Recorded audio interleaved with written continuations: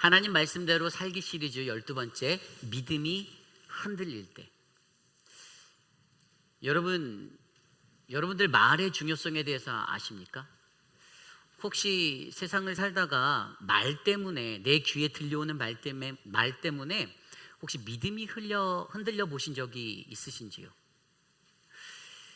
우리는 인간으로서 이 땅에 살 때, 또는 신앙인으로서 이 땅에 살 때에 어떠한 말을 듣게 됐을 때 내가 갖고 있는 신뢰에 관한 그 믿음이 흔들릴 경험이 분명히 있었을 거예요. 누군가가 나에게 어떠한 말을 전했을 때 그 말을 듣고 의심이 싹 트오기 시작하고, 그 말 때문에 요동치기 시작하여서 내가 가지고 있었던 어떤 사람과의 관계, 하나님과의 관계, 공동체와의 관계가 흔들린 적이 분명히 있을 것입니다. 여러분, 말이라는 것이 굉장히 중요해요. 옛말에 말 한마디로 천냥빚을 갚는다라는 말이 있죠. 제가 한번 그래서 도대체 한 양이 얼마인지 좀 검색을 해봤어요. 이 한 양이라고 따지면 이제 1000양을 계산하려면 한 양을 먼저 알아야 되는데, 한 양을 계산하려면 그때 당시에 통용되고 있었던 평상통보 100개가 모여야 한 양이었어요, 조선시대에. 그래서 그 값어치가 어느 정도 되냐면 대략 한 10만 원 정도 되는 값어치라고 하더라고요. 그러니까 이제 1000양이니까 여러분들 말 한마디 할 때마다 여러분은 1억 원짜리 말을 하시는 거예요. 여러분들이 말 한마디 뱉을 때마다 그 말의 가치는 1억 원의 의미를 지니고 있습니다. 여러분들이 어떠한 말을 흘려보내고 여러분들이 입술을 통해 내뱉으시든지 그 말은 그만큼 무게가 있다는 말씀이에요. 그런데 어떤 사람은 그 말을 통하여서 생명을 살리기도 하고, 어떤 사람은 그 말을 통하여서 사람을 낭망시키고 좌절시키고 넘어지게도 만든다는 것입니다. 어떤 사람은 그 말로 공동체의 분위기를 흐리기도 하고, 어떤 사람은 그 말로 더욱더 어지럽고 요란한 일들을 만들기도 합니다. 어떤 사람은 그 말로써 평화를 이끌어오기도 하고요, 어떤 사람은 그 말로써 강동 육지와 같은 땅의 영역을 끌어들이고 얻어오는 무혈 전투의 승리를 가져오기도 하였습니다. 여러분, 그렇다면 이 시대를 살아가는 저와 여러분, 우리들이 그리스도인으로서 이 땅에 살아갈 때 저와 여러분, 우리 모두가 어떠한 말 때문에 내 믿음이 흔들릴 때, 내가 어떠한 말을 들어서 내 마음이 상하여서 내 믿음이 흔들릴 때, 아, 그랬어? 신뢰하지 못하게 우리를 분열시키고 깨뜨리려는 그러한 영들이 우리를 농락할 때 과연 저와 여러분들은 어떠한 모습으로 이 세상을 살아가야 할까요? 제가 예전에 읽었던 책 중에 김윤나 씨가 지었던 말그릇이라는 책 제목이 있어요. 말그릇.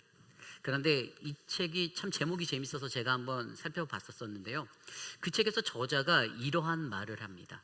이 땅을 살아가는 모든 사람에게는 저마다 말을 담는 그릇이 있대요. 그런데 특이한 것은 그 그릇이 사람마다 사이즈가 다르다라는 거예요. 그 그릇의 가치도 다르대요. 그 사람이 갖고 있는 말그릇의 그 크기에 따라 그 사람의 말의 수준과 그 사람의 관계의 깊이가 드러난다라고 말합니다. 내가 어떠한 말그릇을 가지고 살아가는가에 따라 그 사람의 인간관계가 결정되어지고요, 그 사람이 어떤 말그릇을 가지고 살아가는가에 따라 그 사람의 수준이 적나라하게 드러난다라고 저자가 설명하고 있더라고요. 그러면서 그가 그 책에 이러한 예를 들더라고요.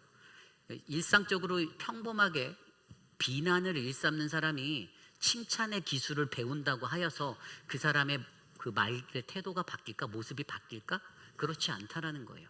저자는 이 점을 뭐라고 얘기하냐면요, 이것이 중요한 게 아니라 그 사람 내면에 가지고 있는, 그 사람이 감정으로 느끼고 있는 그 방식이나 사람들을 바라보는 관점, 그 사람이 자라온 그 삶의 어린 시절부터의 삶의 환경들, 그 모든 것들을 들여다보아야 이 사람이 어떻게 지금같이 말하고 있는지가 보인다라는 거예요. 쉽게 고쳐지지 않는다라는 거예요. 기술적인 스킬을 배웠다고 해서 말의 표현법이나 이런 게 바뀌는 게 아니라 아주 오래전부터 뿌리내리고 있는 그 삶의 자기의 습관화된 그 모습, 자기의 근본대로 말하게 되어 있고 행동하게 되어 있다는 거죠. 거짓말을 일삼는 사람은 커서도 거짓말하고, 남을 속이는 말과 분열시키는 말을 하는 사람은 커서도 죽을 때까지 그런 말을 한다는 거예요. 단순히 어느 학원에 가서 학교 교육을 통하여 말의 기술을 배우고 국어책을 배워서 언어학을 배워서 그것이 고쳐지는 것이 아니라 우리의 일상 속에서는 그 사람의 내면 깊은 곳에서 그 사람이 어떠한 내면적 특성의 환경을 갖고 자라났는지 그것들을 면밀히 들여다보고 분석해야 이 사람의 말의 그릇을 변화시킬 수 있는 자리에 설 수 있다라고 이 김윤나 씨가 거기서 그렇게 지적하였습니다. 여러분 한번 생각해 보십시오. 우리가 살아가는 세상은요, 우리는 사람과 사람과의 관계 속에서 살아갑니다. 사람과 사람을 연결하는 거예요. 사람과 다른 사람들, 나와의 연결, 다른 사람과의 연결, 세상과의 연결, 그 모든 것의 매개체가 무엇입니까? 말이에요. 말은 이 모든 것들을, 자신과 타인과 세상이라는 이 모든 것들을 가장 확실하게 연결시킬 수 있는 상호작용의 도구로 사용되어지는 것입니다. 그래서 여러분, 말이라는 것이 중요한 거예요. 그래서 오늘 말씀에서 우리는 이 말 때문에 흔들리는 공동체 남유다를 바라봅니다. 누가 말했습니까? 아수르에서 대변인으로 나왔던, 왕의 대변인으로 나왔던 랍사게가 전장에서 성 앞에서 엄청 유창한 실력의 그들의 언어로 떠들었어요. 뭐라고 떠들었죠? 너희가 너희에게 말하고 있는 히스기야에게 속지 마라, 거짓말하는 사람이야 라고 말하였습니다. 또 뭘 말하였죠? 그가 말하는 너희가 믿는 신이 너희를 구원할 거라고 말하는데 말도 안 되는 소리, 그거에 속지 마라라고 말하였어요. 히스기야를 비방하였습니다. 그리고 더 나아가 하나님을 모욕하였어요. 말로써 하나님의 공동체의 사람들, 그 도성 안에서 고립되어져 있지만 현재 그 아수르에게 포위되어서 고립되어져 있는 그 성 안의 사람들에게 너희가 투항해야 되라고 외치면서 말로 외치는 그 소리에서 그들이 그 말을 들었을 때 두려움을 겪게 되었습니다. 그래서 오늘 말씀은요, 이러한 말로 인해서 우리가 믿음이 흔들릴 때, 우리 공동체의 믿음이, 견고한 믿음이 흔들릴 때, 내가 의심이 들 때 과연 우리는 어떻게 해야 될까? 여러분들은 그런 상황 속에서 어떻게 하십니까? 어떻게 하십니까?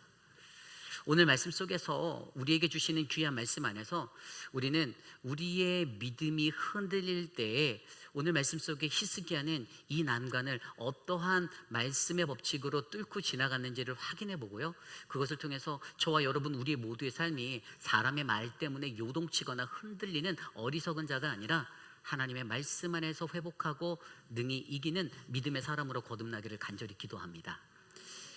오늘 그래서 우리에게 주시는 첫 번째 말씀, 바로 하나님의 말씀대로 살기 시리즈 12번째, 믿음이 흔들릴 때, 오늘 첫 번째 말씀은요, 하나님의 음성을 듣기 위한 기도의 능력으로 서라입니다. 하나님의 음성을 듣기 위한 기도의 능력으로 서라. 오늘 1절 말씀은 이렇게 말씀하고 있습니다. 히스기야 왕이 듣고 그 옷을 찢고 굵은 배를 두르고 여호와의 전에 들어가서. 아멘. 우리가 어제 말씀을 통해서 우리가 살펴보았던 3명의 사람, 그 사람들이 왕에게 돌아와서 무엇을 전하였습니까? 아까 제가 말씀드린 그 모든 상황들을, 랍사게가 떠들었던 그 모든 이야기들을 다 전하였어요. 그리고 오늘 말씀에서 히스기야 왕이 그거를 들었습니다. 듣자마자 그가 어떻게 반응합니까? 그의 옷을 찢고 굵은 배를 두르고 여호와의 전에 들어갔습니다. 아멘. 여러분, 오늘 히스기야 왕이 한 이 구절을요, 영어 성경으로 보니까 이렇게 나와 있더라고요. As soon as King Hezekiah heard it, he, 이렇게 나왔어요. 그 뒤에 또 있는데 거기까지는. 근데 맨 처음에 뭐라고 하냐면 as soon as, 뭐죠? 뭐뭐 하자마자, 듣자마자, 그는 듣자마자 반응하였어요. 우리가 한국어 성경에서 이해할 수 없는 것이 발견되어지죠. 그는 그 말을 듣자마자 바로 반응하였는데 어떻게 반응했습니까? 자신의 옷을 찢고 굵은 베옷을 두르고 여호와의 성전으로 자신의 발걸음을 옮겼습니다. 간단하게 이 구절을 한마디로 의미하면 그는 기도하러 성전으로 나아간 거예요. 현대인의 성경에서 이 1절 구절을 이렇게 풀어서 이야기하고 있더라고요. 히스기야 왕은 그들의 말을 듣고 자기 옷을 찢으며 삼베옷을 입고 기도하려고 여호와의 성전으로 들어갔다. 아멘. 이해가 되십니까? 즉각적으로 그가 보인 반응은요, 하나님께 나아가 기도해야겠다라는 겁니다. 그의 마음에 극한 슬픔과 원통함이 치어 올라왔습니다. 자신을 모욕하고 또 하나님까지 모욕하는 그 말을 전해 들은 그의 마음 가운데 분노가 끌어올랐어요. 그 극한 슬픔의 행위 가운데 그가 어떠한 결단을 합니까? 이전의 왕들은 어땠어요? 이전의 말씀에서 이전에 우리가 아하스 왕을 들여다보았잖아요. 앞서서 아하스 왕이 어땠어요? 아하스 왕은요, 그 아람의 르신 왕과 북이스라엘의 베가 왕이 같이 연합군으로 쳐들어와서 똑같이 성을 포위했습니다. 그때 이 아하스 왕은 자신이 아수르에게 연락을 취해서 나 좀 도와줘, 나 얘네랑 싸워야 돼, 그냥 전면전으로 맞붙을 생각으로 나아갔어요. 전쟁을 하겠다라는 거죠. 그러한 모습으로 아하스 왕이 나갔습니다. 그리고 이 이후의 이야기지만 이 오늘 말씀의 히스기야 왕이 남유다의 13번째 왕이잖아요. 마지막 왕 20번째 왕이었던 시드기야, 그는 바벨론에게 똑같은 모양으로 포위당했을 때 그는 어떻게 하였었나요? 시드기야 왕은 철저하게 대항하였어요. 그는 끝까지 그와 다투려고 하다가 결국에 그 대항심으로 인해서 어떻게 됩니까? 느부갓네살 왕에게 붙잡혀서 자신의 아들들이 눈앞에 목전에서 죽고 두 눈이 뽑혀서 포로로 끌려가는 비참한 최후를 맞았습니다. 그런데 오늘 히스기야 왕의 모습은 어떻습니까? 히스기야 왕이 모든 군사들을 모집해서 야, 전면전이다, 전투다, 싸우자, 이렇게 외친 것이 아니었어요. 오늘 그의 그 반응은요, 자신이 그 말을 들었을 때 즉각적으로 자신의 삶의 반응으로 나온 것은 가장 먼저 자신의 옷을 찢고 굵은 베옷을 입어 하나님의 성전 앞에 나가 엎드려 기도했다라는 것입니다. 여러분, 이 영적인 원리가 눈에 보이십니까?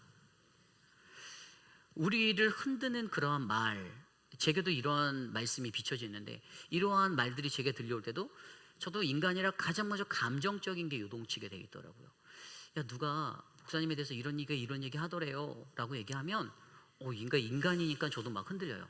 나는 그런 사람이 아닌데, 그렇게 얘기하고 돌아다니는 사람들이 있으면 이 마음이 흔들리더라고요. 이 감정적으로 격동하는 거죠. 그런데 오늘 말씀 속에서 가장 중요한 게 뭐예요?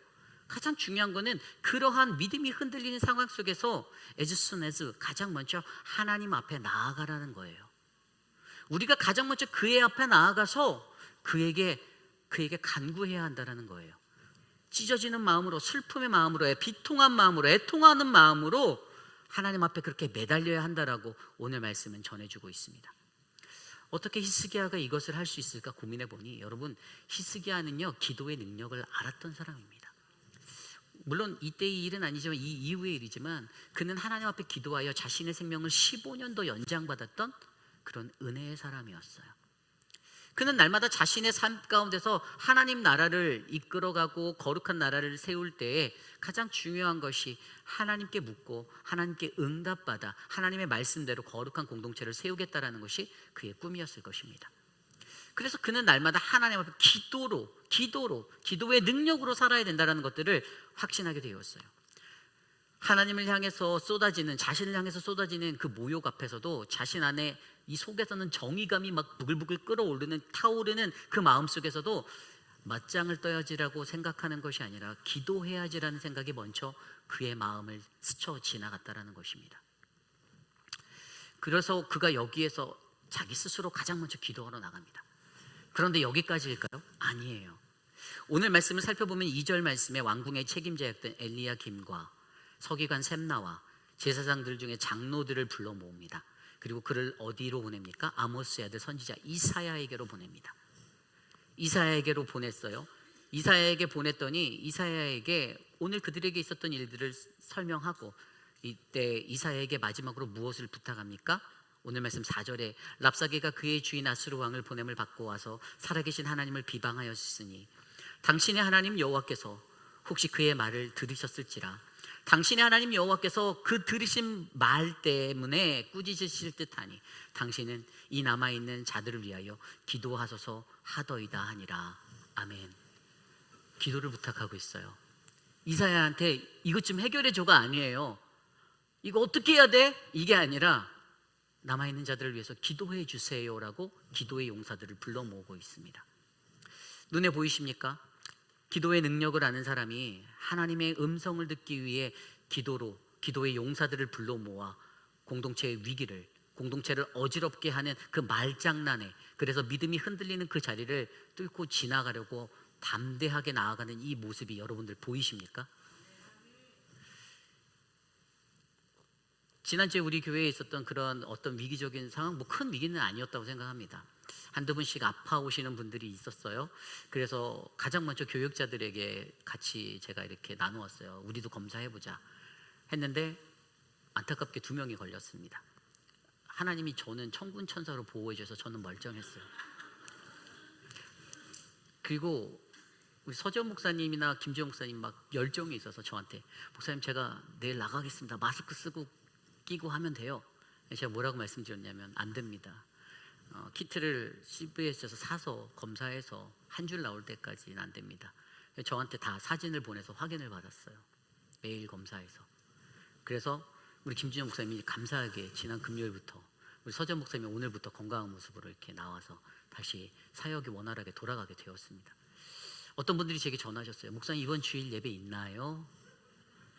제가 그 말 들을 때 I was disappointed, 좌절하게 되었습니다. 제 믿음이 흔들리기 시작했어요. 그래서 좌절하고 있는데 이재영 장로님이 조지아에서 토요일 날 달려오셔서 방역을 하자고 하셔서 그 믿음을 이기기 위해서 믿음이 흔들릴 땐 방역이구나 라는 생각이 어제 들었습니다.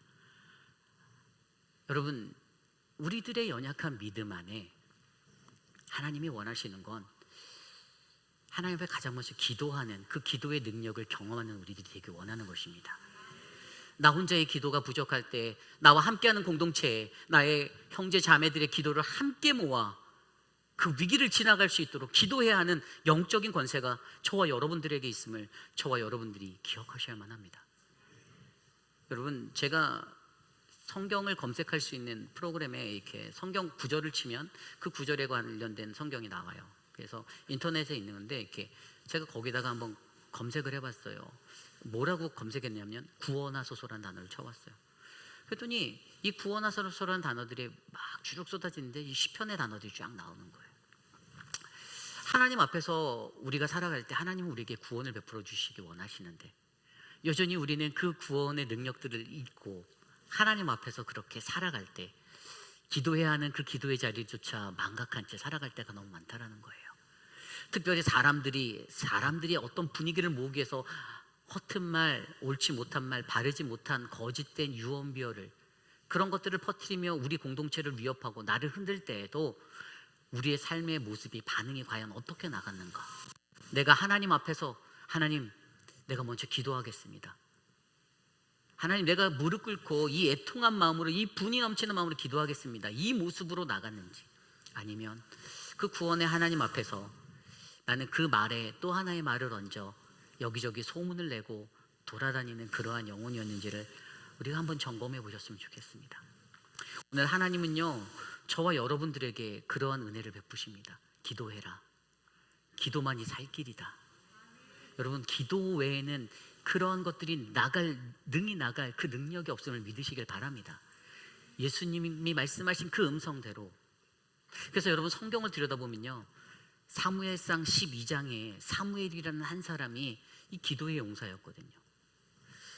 그가 자기가 하나님 앞에서 맡은 사명을 가지고 선지자로서 살아갈 때 이스라엘 백성들이 계속해서 넘어지고 또 넘어지는 그들을 향해서 때로는 포기하고 싶은 마음이 들었던 그에게도 그가 마음을 다잡아서 그들에게 했던 말이 뭐였냐면 사무엘상 12장 23절 24절에 나는 너희를 위하여 기도하기를 쉬는 죄를 여호와 앞에 결단코 범하지 아니하고 선하고 의로운 길을 너희에게 가르칠 것인즉 너희는 여호와께서 너희를 위하여 행하신 그 일을 생각하며 오직 그를 경외하며 너희 마음을 다하여 진실이 섬기라. 아멘. 내가 너희를 위해서 끝까지 기도할게. 난 이 기도를 포기하지 않겠어. 다만 너희는, 내가 이 기도를 하면서 다만 내가 너희에게 내가 가르칠 것들을, 온전한 것을 너희에게, 선하고 의로운 길을 내가 정확히 가르칠 거야. 다만 너희가 오직 주님만을 생각하고 그를 경외하며 너희의 마음을 진심으로 신실하게 쏟아 그분만을 섬겨줄래? 라고 부탁하는 사무엘의 모습을 발견하게 됩니다.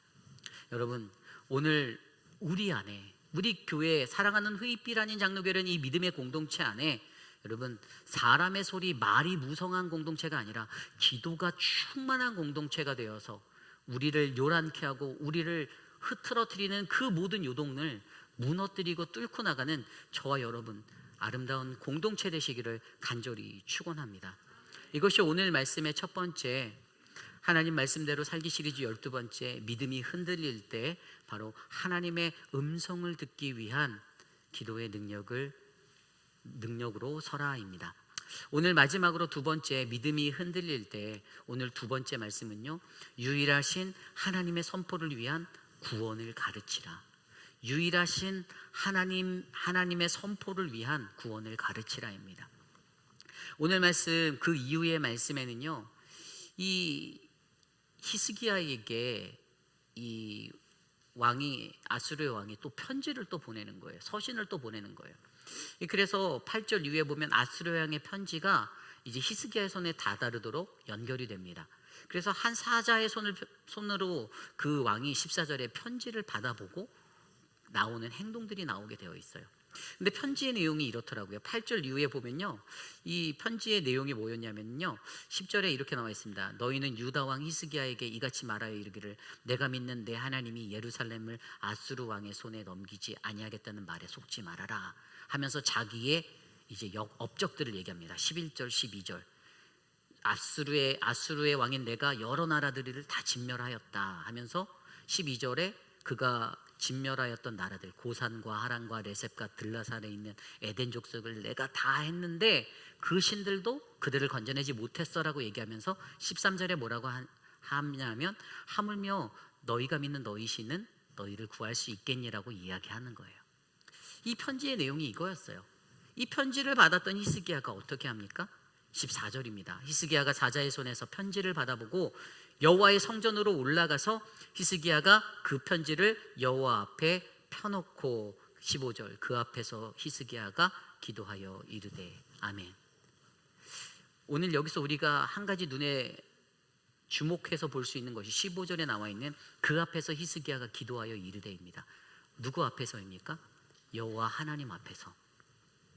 히브리어 성경으로 이 구절을 살펴보면 앞에서라는 단어는 파나라는 단어를 쓰였어요. 파네, 히브리어 파네, 얼굴이라는 뜻이에요. 파님이라는 얼굴이라는 뜻이에요. 근데 이 파님이라는 단어는 원래 얼굴 단수형, 그리고 오늘 말씀에서 나와 있는 이 파네는 이게 복수형으로 쓰여진 단어예요. 그런데 어쨌든 중요한 것은요, 하나님의 얼굴이라는 단어, 내가 하나님의 얼굴, 그 면전 앞에서 기도하였다, 하나님 앞에서, 이것은 무엇을 나타내냐면 어디로예요. 우리의 기도가 어디로, 여러분 우리의 기도가 어디로 향해야 합니까? 여러분, 우리 안에서 우리가 기도 드릴 때 내 옆 사람이 내가 기도 얼마나 잘하나 내 소리를 들어줘라고 기도하는 분은 아무도 안 계시잖아요. 나의 자랑으로 기도하는 사람 없잖아요. 내가 얼마나 실력 있는 기도자인지 나타내려고 기도하는 분은 아무도 없어요. 우리의 기도가 우리의 전지전능하신 하나님께 상달되도록 기도하시고 계십니다. 이 방향성이에요. 기도의 방향성. 우리의 기도는 온전히 하나님을 향하여서 만물의 주관자 되시고 전지전능하신 살아계신 하나님께 상달됨을 바라며 우리가 간구하는 기도입니다. 그리고 두 번째로 알 수 있는 것이 뭐냐면은 어떻게 기도하는가예요. 어떻게 기도하는가를 봤더니 그 답이 오늘 말씀 하반부에 나와 있어요. 19절 말씀입니다. 우리 하나님 여호와여, 원하건대 이제 우리를 그의 손에서 구원하옵소서. 그리하시면 천하 만국이 주 여호와가 홀로 하나님이신 줄을 알리이다 하니라. 아멘. 여러분, 이 말이 무슨 뜻인가 하면 그가 이렇게 기도하는 거예요. 그의 기도는요, 우리 좀 여기서 이거 이기게 해주세요, 싸움에서 이기게 해주세요, 포탄이 더 필요합니다, 병력을 더 주세요, 이게 아니었어요. 그가 원했던 기도는, 그가 드렸던 기도는 하나님 우리를 구원하옵소서였어요. 나를 구원하옵소서. 히스기야의 기도는 우리를 구원하소서예요. 우리를 구원하소서. 하나님 나 좀 구원해 주세요. 여러분, 구원을 요청하는 구원을 바라는 이 기도자의 마음이 어땠을까요? 자신의 연약함을 인정합니다. 내가 아무것도 할 수 없다는 것을 알고 있습니다. 오늘 이 전쟁에 사방에 막혀있는 포위된 이 상황 속에 이것을 타개하고 뚫어나갈 수 있는 유일한 길은 오직 하나님밖에 없다. 구원자 되시는 하나님의 건지심만이, 그분의 손이 우리를 만져야만 내가 오늘 여기서 살아날 수 있다고 그는 확신하고 있는 것입니다. 그래서 그의 기도는 우리를 구원하소서예요. 나를 구원하소서. 그런데 여러분, 나를 구원하소서는 이 기도가 뭐가 된다고요? 19절 하반부의 말씀이 뭐라고 나와 있습니까? 그리하시면, 그렇게 기도하면, 그 주님이 구해주시면 천하 만국이 주 여호와가 홀로 하나님이신 줄 알게 될 것입니다. 온 천하 만민 세상이 주님이 구원자이심을 알게 될 겁니다. 여러분, 우리가 드리는 이 기도, 나를 구원하옵소서, 우리를 구하소서라는 기도는요, 주님의 주 되심을, 주님이 유일한 구원자 되심을, 주님이 유일한 하나님 되심을 온 세상에 선포하는 믿음의 시간이 됨을 믿으시길 바랍니다. 우리의 기도가 그러한 기도가 될 수 있다는 이 믿음을 놓치지 마시기를 부탁드립니다. 어떤 것을 기도해야 할까? 내가 저 사람을 아주 박살내게 해주십시오. 내가 아주 다시 나한테 까불지 못하게 만들어 주세요가 아니라, 하나님 나를 불쌍히 여기시고 하나님 나를 구원해 주십시오. 그런데 그 기도의 목적을 통해서 그가 바라는, 히스기야가 간절히 바랬던 것은 그 하나님의 역사를 통해 하나님이 온 땅의 구원자 되심을 선포하옵소서, 그것이 세상 가운데 널리 퍼져나가게 하나님 인도하여 주옵소서라는 이 기도를 드리고 있다는 것입니다. 여러분, 예수님의 기도도 그래야 하였습니다. 예수님의 기도도. 예수님께서 요한복음 12장 27절에 보면요, 이 요한복음 12장에 보면 예수님이 예루살렘 입성 전에 나왔던 이야기인데요, 이때 어떤 헬라인 그 회심자들이 예수님을 찾아와서, 그때 예수님이 말씀하시는 장면이에요. 그때 예수님이 이런 말을 해요. 지금 내 마음이 괴로우니 무슨 말을 하리요? 아버지여, 나를 구원하여 이때를 면하게 하여 주옵소서. 그러나 내가 이를 위하여 이때 왔나이다 라고 말씀하십니다. 이 회심자들 앞에서 이런 말씀을 하시는 거예요. 자기를 구원해 달라고. 뭐지, 이 사람 왜 이렇게 나약해? 이 사람 뭐야? 이렇게 사람들이 느꼈을 거예요, 회심에서 찾아온 사람들이. 그런데 이 말씀 뒤에 나오는 말씀이 굉장히 은혜가 돼요. 요한복음 12장 47절 말씀에 보면 이런 말씀을 그가 선포하십니다. 그들에게, 사람이 내 말을 듣고 지키지 아니할지라도 내가 그를 심판하지 아니하노라. 내가 온 것은 세상을 심판하려 함이 아니요 세상을 구원하려 함이로다. 아멘. 연약해 보였던 것 같은 그의 고백 그 너머에 예수님이 그들을 향하여서 가르치시고자 했던 그것은요, 하나님이 이 세상의 구원자 되신다라는 사실이었습니다. 나를 통하여서 이 세상을 구원하실 거야. 여러분, 나의 구원의 간구가, 예수님께서 나를 구원하소서라고 불렀던 그 구원의 간구처럼 하나님이 우리의 구원자 되심을, 주 되심을 온 세상에 선포하는 그러한 영광의 자리가 되기를 간절히 축원합니다. 제가 아까 설명드린 대로 그 검색을 했더니 구원하소서 쳤더니 시편의 말씀들이 쫙 나오는 거예요. 그 엄청난 말씀이 이렇게 검색이 돼 나오더라고요. 구원하소서란 단어가 들어져 있는 성경 구절 굉장히 많았어요. 근데 거의 90%가 시편 말씀이었어요. 시편. 제가 딱 말씀들을 하나씩 보면서 마음에 이런 생각이 들었어요. 시편 저자가 왜 이러한 고백들을 이렇게 엄청나게 쏟아놨을까? 시편 저자는 다윗이기도 하고 또 다른 작자 미상의 저자들도 있었죠. 시편 25편 20절에 내 영혼을 지켜 나를 구원하소서. 시편 118편 25절에 여호와여 구하옵나니 이제 구원하소서. 여호와여 우리가 구하옵나니 이제 형통하게 하소서. 시편 44편 26절 일어나 우리를 도우소서. 주의 인자로 우리를 구원하소서. 끝도 없는 말씀들이 시편 말씀 속에서 구원하소서, 구원하소서, 구원하소서라는 말로 외쳐지고 있었습니다. 왜 시편의 저자들은 그 말을 했을까 고민해보니, 여러분, 시편은요 찬송이잖아요, 찬양이잖아요. 무엇이죠? 그 많은 시편의 저자들이 나를 구원하신 하나님을 찬양하고 있다는 거예요.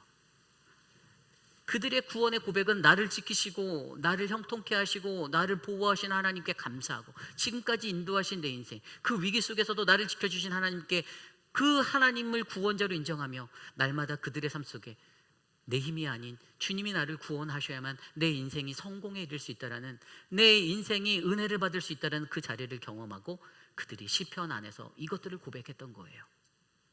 여러분, 저와 여러분 우리의 삶도 그렇습니다.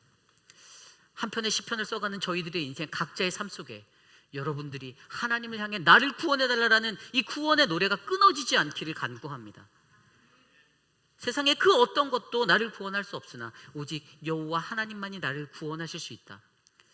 그래서 우리가 드리는 이 구원의 기도, 하나님 앞에서 드리는 나를 구원해달라는 이 구원의 기도로 말미암아 우리 하나님이 유일하신 하나님이 되셔서 바로 오늘 이곳에서 흔들리는 저와 여러분 우리들을 더욱더 견고하고 안전하게 지켜주시는 하나님의 역사로 남게 될 그러한 믿음을 우리가 써나가기를 간절히 소망합니다.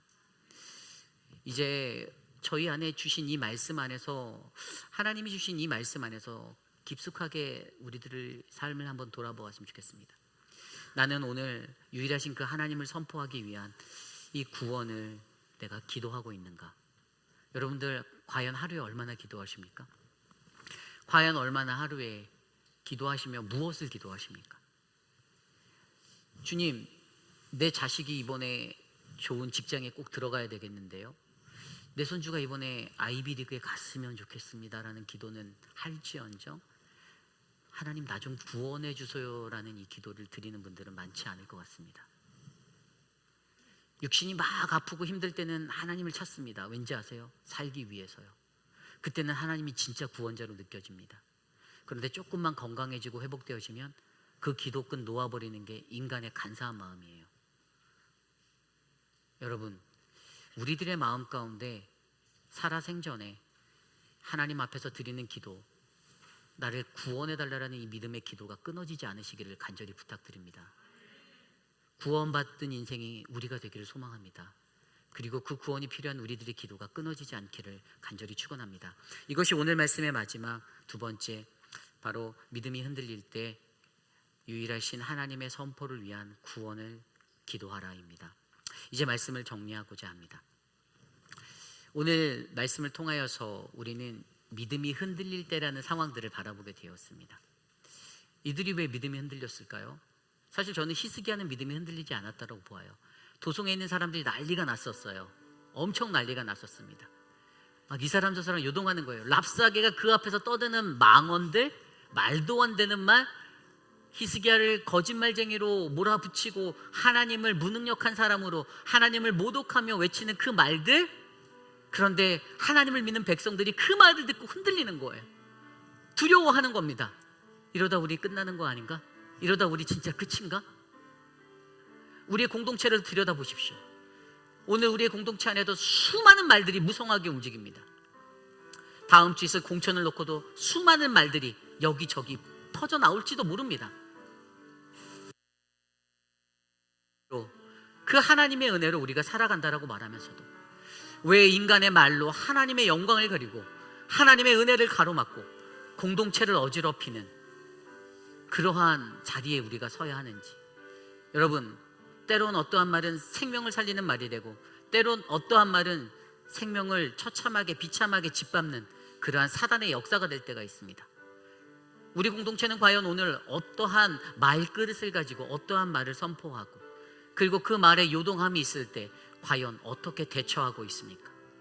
그 말을 퍼나르는 도구로 사용되고 있습니까? 아니면 그 말을 듣고 오늘 말씀의 히스기야처럼 즉각적으로 하나님의 성전으로 옷을 찢고 굵은 배를 두르고 나아가 엎드려 하나님께 나의 연약함을 간구하고 기도의 통역자를 모으고 하나님 나를 구원하소서, 하나님의 영광을 드러내는, 하나님의 유일한 구원자 되심을 드러내는 그 믿음의 기도를 드리며 우리가 살고 있는지 저와 여러분의 삶을 통해 점검해 보시기를 원합니다. 제가 오늘 말씀을 통하여서 25살의 왕이 되었던 이 히스기야, 참 본받을 만한 사람인 것 같아요.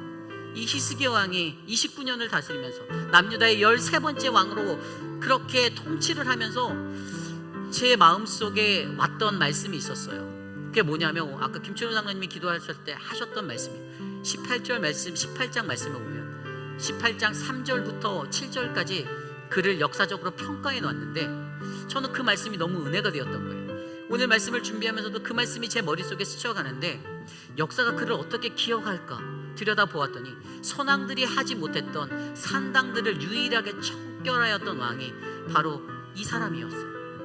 히스기야의 종교개혁을 통해서 이전의 선왕들이 끊어내지 못했던 모든 상당들을 제거하였을 때 열왕기하 18장 3절과 4절 그 말씀 속에서는 그를 이렇게 평가합니다.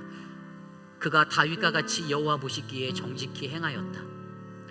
이스라엘 하나님 여호와를 의지하여 행하였더니 그가 남유다에서 전무후무한 왕이 되었더라라고 평가하고 있었습니다. 그리고 그에 대한 그 모습을 이렇게 나타내더라고요. 6절 말씀에 그가 여호와께 연합하여 그에게서 떠나지 아니하고 모세에게 명한 계명을 지켰더니 하나님이 그를 형통하게 하셨더라. 아멘. 그와 함께 하심에 그가 어디로 가든지 형통케 하셨더라라고 기록하고 있었습니다. 여러분, 제가 이 말씀을, 이 구절을 읽으면서 제가 노트에다가 이렇게 메모를 해놨어요. 전심으로 하나님을 의지할 때 하나님이 함께 하셔서 우리를 형통케 하신다. 여러분, 이 말을 믿으십니까? 오늘 우리에게 필요한 것은 바로 그것입니다. 무성한 사람들의 말로, 그 말에 내 소리 하나 더 얹어서, 검증되지 않은 난무한 그러한 말소리 하나 더 얹어서 공동체를 어지럽히고 난무하게 만드는 그러한 어리석고 사단과 같은 역할을 감당하는 인생이 아니라, 여러분, 오늘 나를 불쌍히 여기시고 나를 구원하소서. 하나님, 내가 전심으로 주님만을 의지하오니 나와 함께 하셔서 하나님 나를 형통하게 하옵소서라는 이 믿음의 기도가, 이 히스기야의 기도가 오늘 저와 여러분들 우리들의 삶 가운데 하나님의 말씀대로 살아가려고 하는 모든 믿는 이들의 마음 가운데 심겨지는 믿음의 원리가 되기를 간절히 소망합니다. 이 시간 그러한 마음으로 모두 함께 자리에 일어나 함께 찬양하기 원합니다. 하나님, 내게 시험이 찾아올 때에도 이 시련을 통해 우리의 믿음을 더욱더 강하게 하옵소서. 우리 함께 나는 믿네 찬양하겠습니다.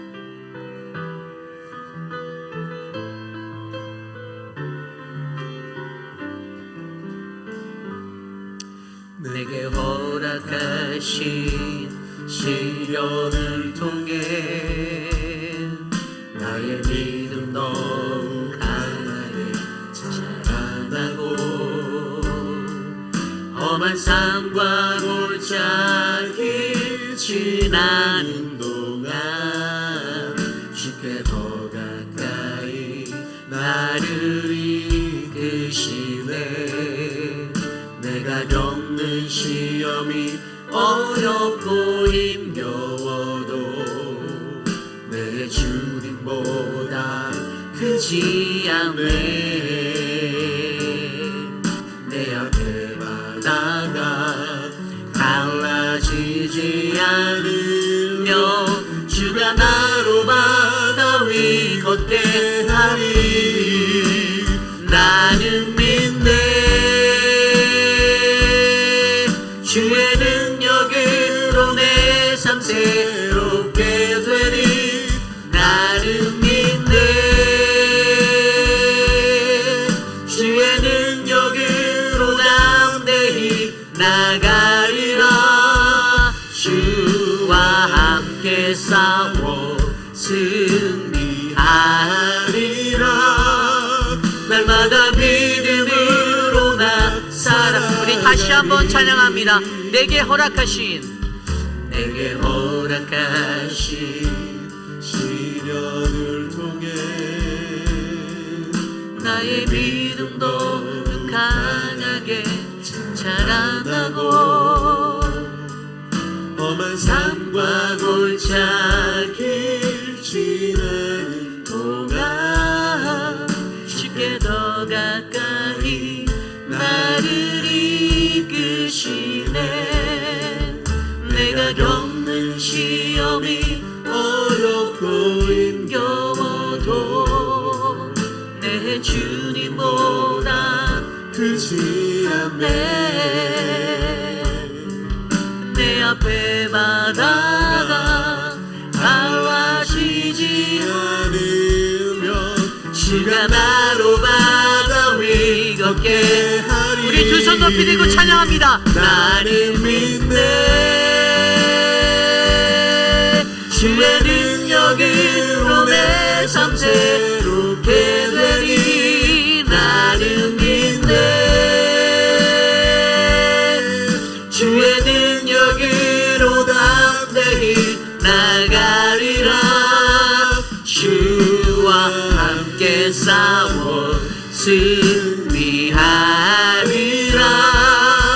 날마다 믿음으로 나 살아. 나는 믿습니다. 나는 믿네. 주의 능력으로 담대히 나가리라. 나는 믿네. 나는 믿네. 주의 능력으로 담대히 주와 함께 싸워 승리하리라. 날마다 믿음으로 나 살아. 날마다 믿음으로, 날마다 믿음으로 나 살아. 날마다 믿음으로, 날마다 믿음으로 나 살아가리.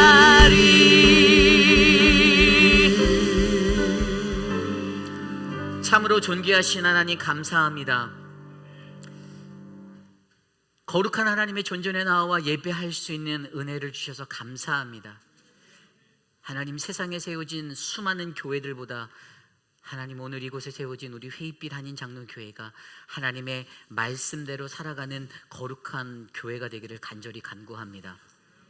내가 바라고 내가 원하는 것, 마음의 요동함의 것이 아니라 하나님이 나에게 말씀하시는 그 음성을 세밀하게 들어 하나님, 흔들리지 않는 믿음으로 견고하게 설 수 있도록 하나님, 우리를 지켜 주시옵소서. 사랑의 주님, 육신의 연약함 가운데 고통받고 계신 많은 분들 돌보아 주시기를 간구합니다.